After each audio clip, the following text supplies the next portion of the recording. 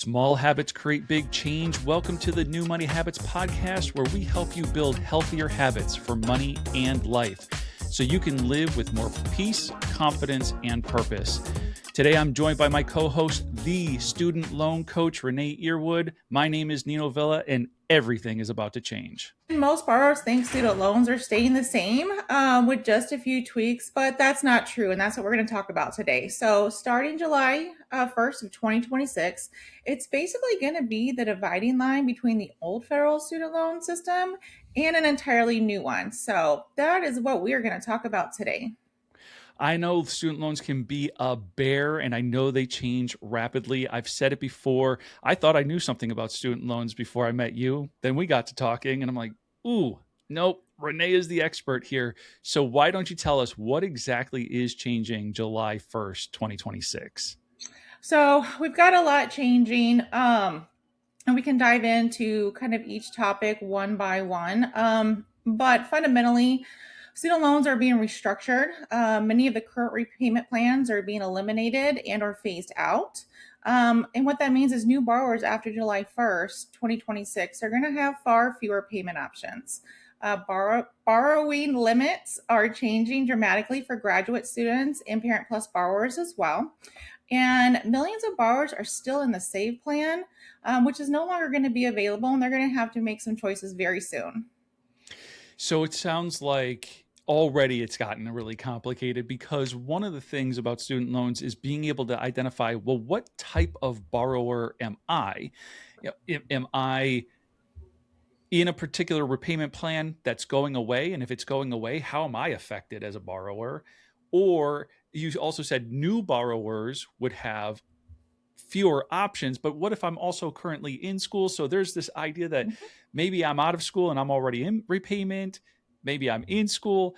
It sounds like it's already crazy. So you said that the SAVE plan is going away, and it sounds like other repayment plans are going away. What's the implication there? The implication is with the new plans going forward, again, everything is always dependent on your personal financial situation. So looking at what your total student loan balance is, what your family size is, what your current income is, how you file your taxes, and so many other factors go into figuring out how this is going to impact somebody. SAVE was probably the friendliest repayment option we've seen to date. The SAVE plan with the monthly calculation got borrowers the lowest payment plan of all the other income-driven repayment calculations. And so what that really means is that borrowers that have been in the SAVE plan are going to have to make some choices. And whatever those choices are, they are going to see their monthly payment go up. And as a financial coach, seeing that rise sometimes by up to 400% on what they're currently paying, that is going to cause a big strain for a lot of people that aren't ready and prepared to start making those monthly payments and fit it into their budget. So SAVE is one of many income-based repayment plans. It was the most popular because it was the most advantageous for borrowers. Mm-hmm. It's going away. Does that mean like all income-based repayment is going away? Because like you said, borrowers could see their payment go up by 400%, and that is going to just annihilate. I think about clients I have right now that are on income-based repayment, and if their payment went up 4 times as much, it's going to be a struggle. Absolutely. So there are still other income-driven repayment plans available. There is what they call pay-as-you-earn. That would still be available. Income contingent repayment is still available, but those will be phased out within a few years. So while you can still choose those options, by 2028, those are going to go away. There is another income-driven repayment plan. It's called the income-based repayment, IBR. Don't we love all these acronyms, right? You got to love the federal government. Thank you for making it so difficult. Yes, exactly. And the fun thing about IBR is there's 2 versions of that too. So it depends on when you borrowed.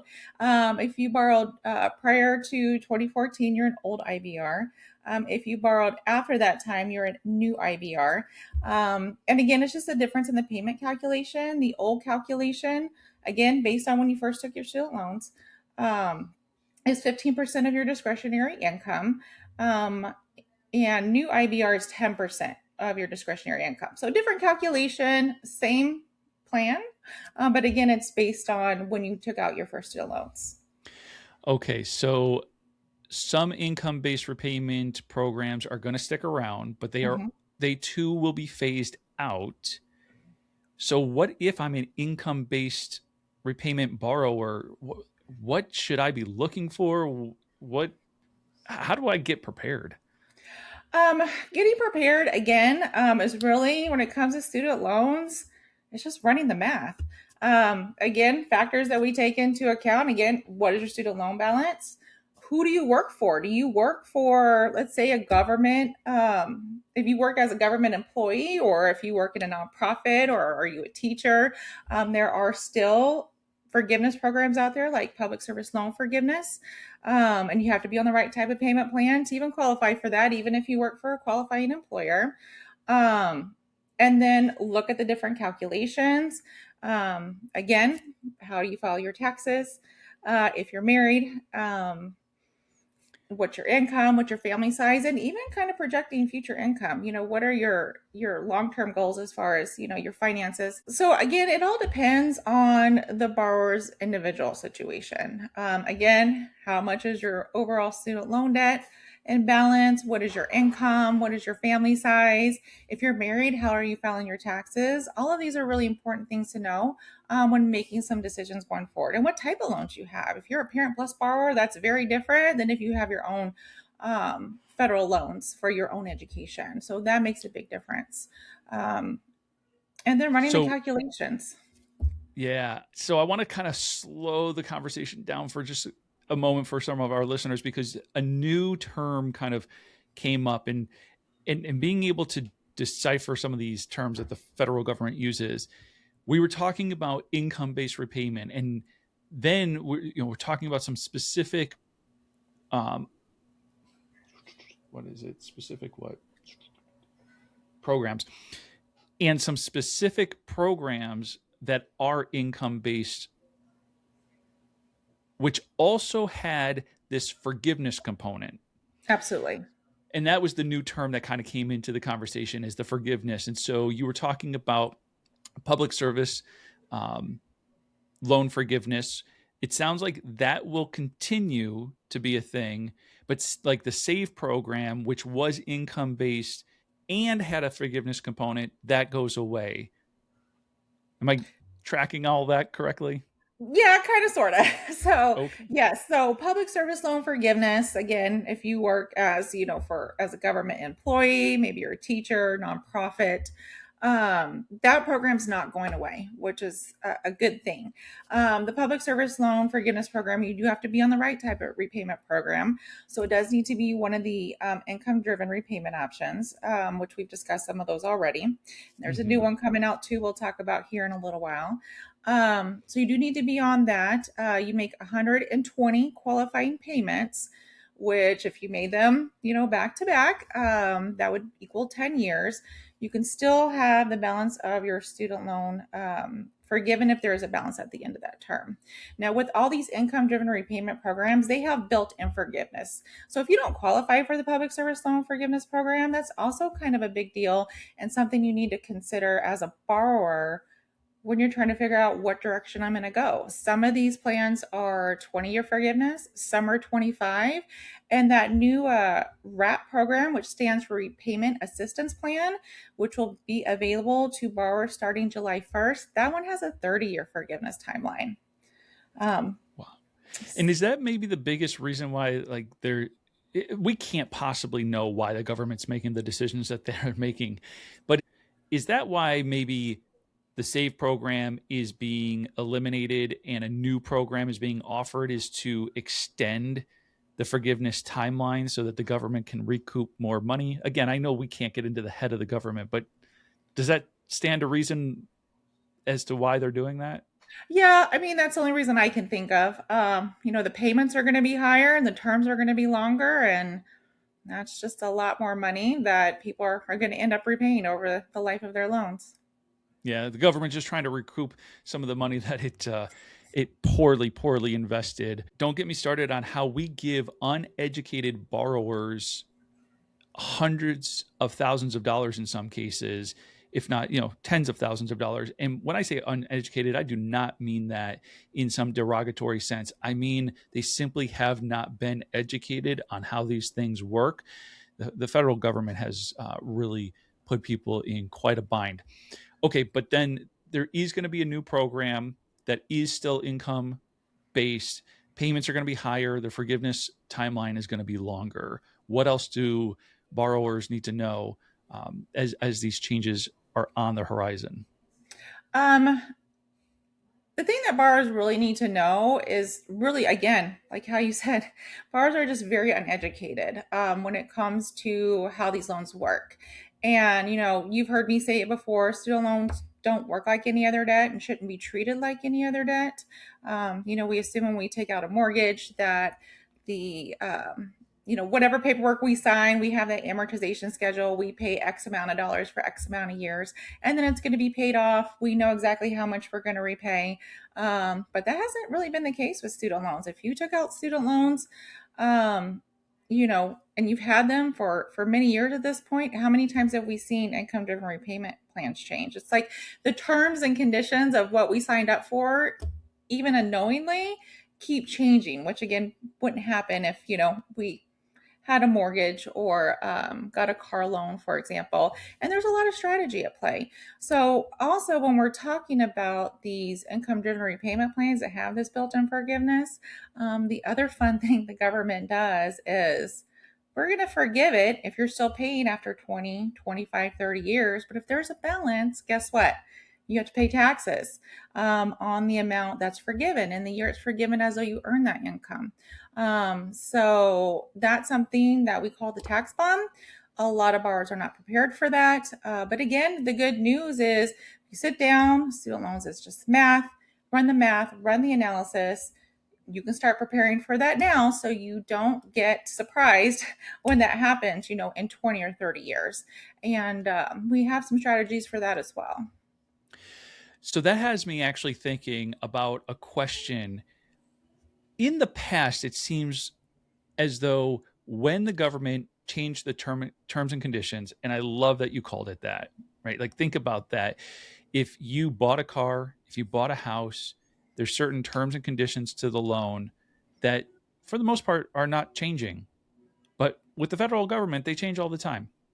But the question becomes, in the past, it seems like if I was already in a program that I would be then grandfathered in, that program would stick around, or at least I get to stay with that program unless I wanted to change it. It sounds like in this set of changes, that's not the case. Am I getting that right? You are getting that right. In the past, I would say the precedent was exactly what you just said. That if a borrower was already in a program, they tend to be grandfathered in. And so I think when SAVE was eliminated, and people weren't being grandfathered in, you got new plans. Pay as you earn is going to go away eventually. ICR is going to go away eventually. I think a lot of people were really shocked. I know people that are also, student loan advisors the way that I am. And I think we were all very surprised that this much change is happening without, again, that precedent being set where, borrowers are being grandfathered in. And I think as we're having this conversation, I'm coming to the realization, because this conversation is happening in real time for me. It's not like, Renee, you and I sat down for hours and hours prepping for this. We did a little bit of prep, but not to this extent. So, listeners, I am in the same boat that you are in, where I hear this and I am perplexed, and I am, if I'm being honest, a little anxious for some of my clients, because historically they would have been grandfathered in. Nothing would have changed with their situation. But now we can almost be certain that something's changing, whether it's the timeline of payments, the payment itself. Things are going to change. And I don't think any of my clients who have student loans knew this was coming.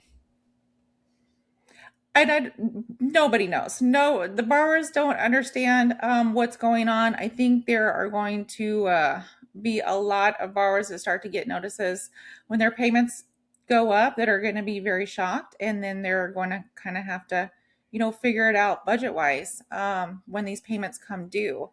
When it comes to student loans, again, they don't work like any other debt, and the government has kind of free reign when it comes to the consequences of default. Um, if you default on a credit card, they might be able to take you to court and sue you. Um, but with But the government, student on the loan, other hand, they yeah, can just dip the right into government your checking account.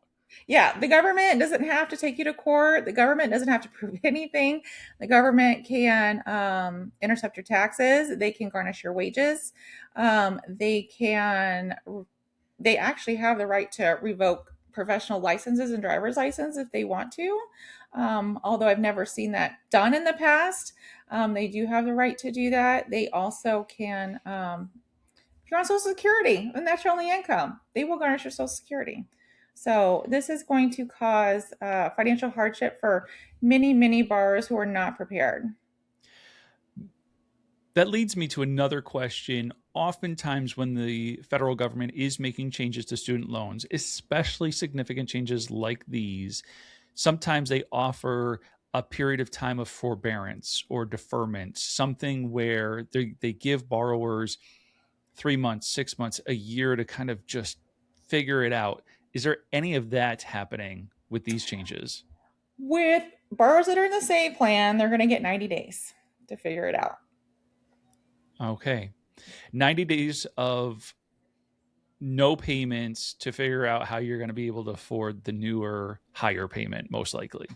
Well, they're going to have 90 days to make a decision. So people who are in the SAVE plan currently are already in an administrative forbearance. There have been a lot of legal challenges in trying to determine the fate of this plan going forward. And so Okay. they are not currently making payments. But once they start getting their notifications, which some people are already getting them, they're going to have, a specific timeline to make a decision to move to one of the other payment plans, or they're going to get moved into a repayment plan.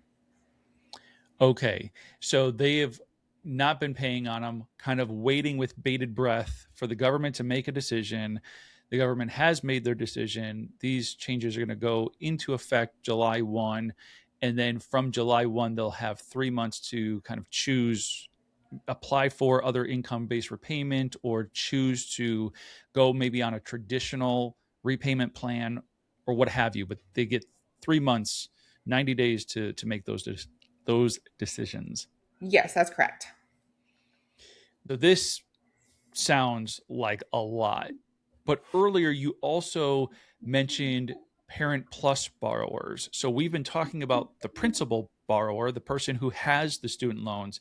Are there also changes coming for Parent Plus borrowers? Absolutely. So people who already have Parent Plus loans for their children's education are probably going to get hit the hardest with these changes. Really? If you are a current Parent Plus loan borrower and you have not consolidated those Parent Plus loans after July 1, you have no income driven repayment options. Now, it's very common when I meet with a Parent Plus borrower, at this time they put multiple children through school. It's not uncommon to have over $200,000 in Parent Plus loans. That's going to equal to a $2,000 a month payment. If they miss that window, they're going to be stuck with that. If they work as a government employee or any other type of employment that qualifies for public service loan forgiveness, they no longer have that option. Um, and so it is going to become very restrictive when it comes to Parent Plus borrowers. And really, Parent Plus borrowers who are kind of in that stage where I've taken out Parent Plus loans, but I still have a kid in school, or I have more kids going to school in the future. If they have consolidated their current Parent Plus loans and they have those income driven repayment options going forward, they take out any more Parent Plus loans after July 1 for any more children, they will automatically, again, knock out their current loans into the new rules. So again, no income driven repayment options, and that means no public service loan forgiveness. So let me make sure that I'm tracking on this change.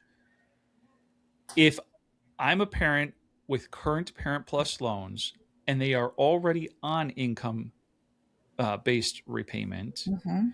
but then I take out additional Parent Plus loans, the ones that are in income based repayment fall out of that favor and now go into a more traditional repayment model. Yes.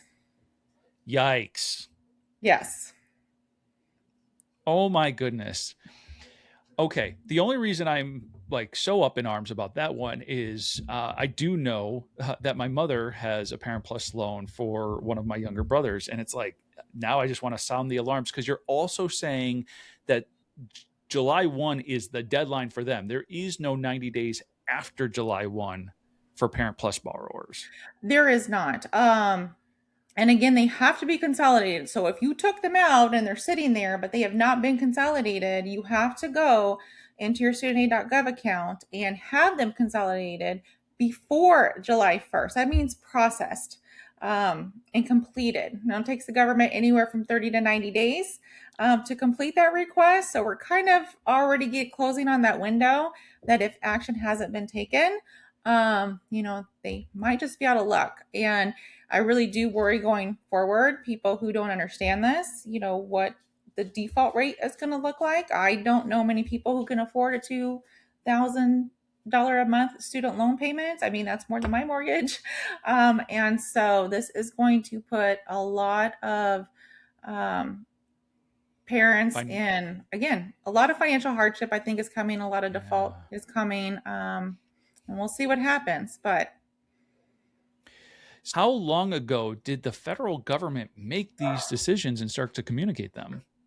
everything came out about a year ago. But again, people don't really understand what's going on. I mean, it's been in the media, but um, it definitely has not been broken down.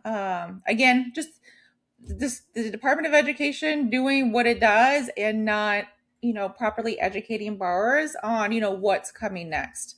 So this was all part of the one big beautiful bill.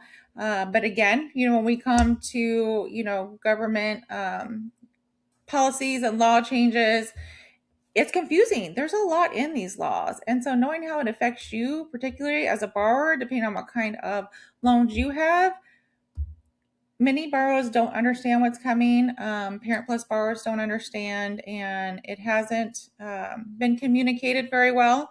And so, going forward, again, it's just going to create a lot of financial hardship.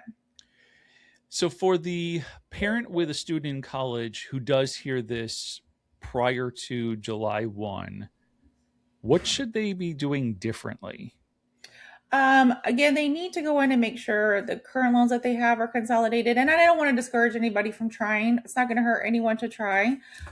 We do see that loan applications for consolidation have been taken under 30 days. So that's good news, but I'm not the processor. I can't make any, guarantees. At the end of Right. the day, you submit the application and you see what happens when it comes to the government processing those requests. So thinking about that, if parents do have kids that are still in school or have kids going to school in the future, they can still consolidate the loans that they have. And then a couple of options. The other parent could take out loans going forward so they can try to save money on the current loans, and also private financing for college is going to be another option. But again, student loan laws change all the time. They've been changing like crazy since 2020. And if you do take out a private loan and the government changes this again to more favorable terms and kind of go backwards, they lose out on that as well. As somebody who has experienced that very thing, meaning I consolidated my federal student loans into a private loan back in 2019, right before all of this legislation came out about like forgiveness and whatnot. And I felt like I missed out. I got to tell you, it's been a blessing. It did make me responsible for the full weight of my student loans, but now I am not at the I'm not beholden to what the government is deciding one day after the next. And I've actually seen mine and my wife's student loans really get driven down. Back in 2019, we just decided we were going to refinance them for 10 years and just kind of work with it was a low enough interest rate where I was like, we're just going to make the minimum monthly payments. We're going to hang on to them for the 10 years because over the life of the loan, the amount of interest we would be paying, I was I was comfortable with. Like, I don't want to part ways with the tens of thousands of dollars today to pay those off. So I'm like, hey, we're just going to lock it in. And here we are. It is 7 years later. We are 3 years away from having these things paid off. And I see those balances. Now the balances are to a point where it's like, I might consider taking some cash and just paying them off now. But I didn't want to do that 7 years ago. It would have hindered other things. That's a different story for a different day. I share that to say, I know there is a client of mine I just did this with too. She made too much money to qualify for income-based repayment anyway. And I Mm-hmm. said, look, don't mess with the federal government and their here today, gone tomorrow plans. Let's just get these things refinanced to a lower interest rate. Let's put them on a plan, because she also had about 4 or 5 separate loans. So part of that was, let's just get it consolidated into one loan in one place for peace of mind, if for nothing else. Absolutely. For this Absolutely. particular client, it was like, I just want the peace of mind of knowing that the terms and conditions are not going to change on me. Absolutely. And so that might not be the right decision for everybody, but it might be something that more people want to start to look at. Like, maybe it's just time to refinance these things into one low interest payment or low interest bearing loan, and just be done with them. Do not rely on the federal government to help you get out of your student loan debt. I think you make a really good point. And I think that has been the biggest frustration, again, especially since 2020 and this roller coaster that we've been on. And we talk about the terms and payment plans and everything changing, special programs coming up. You still have maybe tax consequences in the future. And, as a financial coach, it's really hard to help clients make a plan for the future when we make a plan. And guess what? It can change next year, it can change in 5 years. And when people are trying to sit down and, really think about their financial future, set their goals and where they're going, how do we make decisions when we don't know what's going to happen next week, next month, or in 10 years when it comes to Yeah. student loans because of those changes? I don't like the moving target.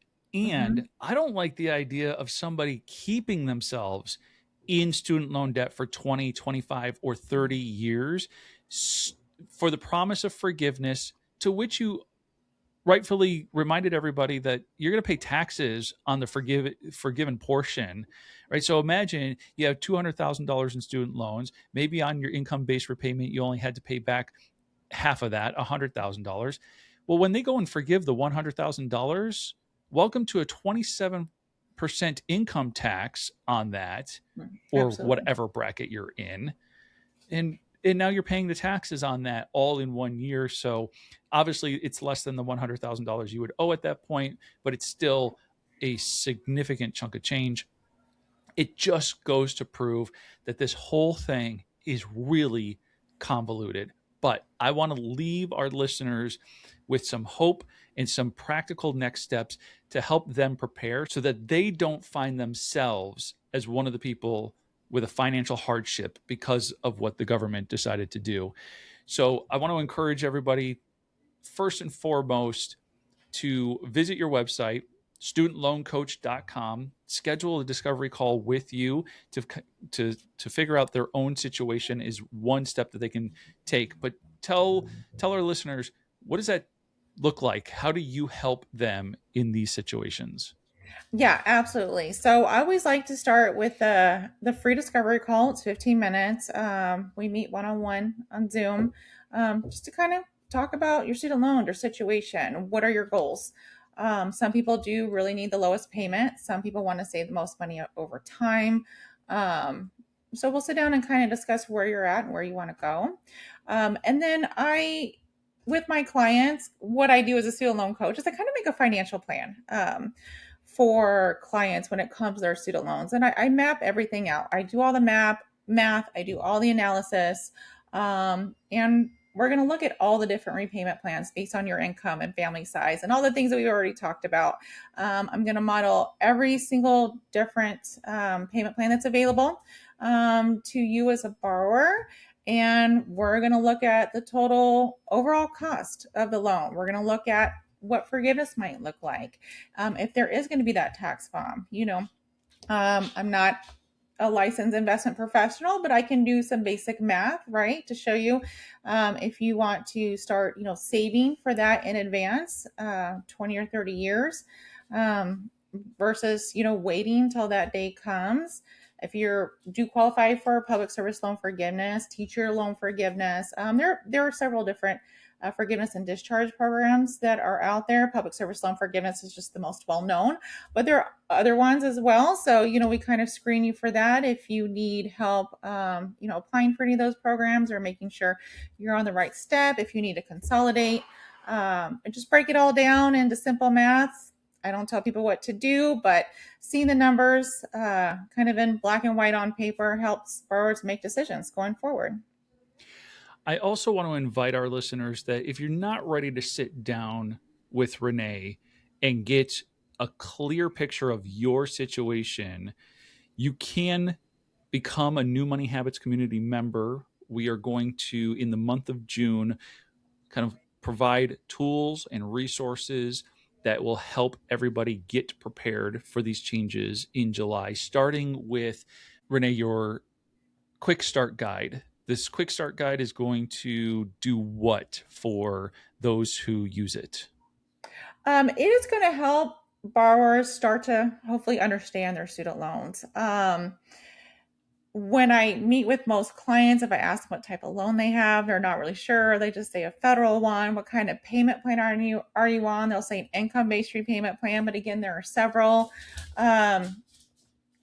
And so it's going to help them start to sit down, go through their loans, and help them start to figure out everything we've talked about. What's going to be the best direction for them based on their own personal financial situation and goals. Excellent. So you can become a New Money Habits Insider with a free trial. Link will be in the description. And again, the month of June, we will focus on helping people prepare with the tools and resources needed to make informed, educated decisions about their student loans come July 1. The best way to do that is just to sit down with Renée, but another way you can do that is become an insider today. Renée, I cannot thank you enough for just the wealth of knowledge that you bring to this situation. And as much as it's chaotic, you bring a little bit of calm to the storm. So thank you for taking the time to walk me and our listeners through this incredibly chaotic landscape. That does it for this episode of the New Money Habits podcast. Follow us on your favorite social media platform. Want more? Become a New Money Habits member and start your insider free trial today. And until next time, remember that the peace Jesus gives is a gift the world cannot give.